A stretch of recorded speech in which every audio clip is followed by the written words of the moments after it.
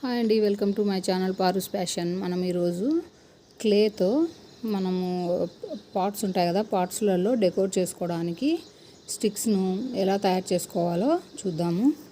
ఈ వీడియో మీకు నచ్చినట్టయితే లైక్ చేయండి, షేర్ చేయండి, సబ్స్క్రైబ్ చేయడం మర్చిపోవద్దండి. మీ ఫ్యామిలీ అండ్ ఫ్రెండ్స్కి కూడా తప్పకుండా షేర్ చేయండి, ఓకేనా. ఇప్పుడు మనము ప్లాంటర్స్లో పెట్టుకునేటువంటి స్టిక్స్ ఎలా తయారు చేసుకోవాలో, ఎలా డెకోర్ చేసుకోవాలో చూసేద్దాం.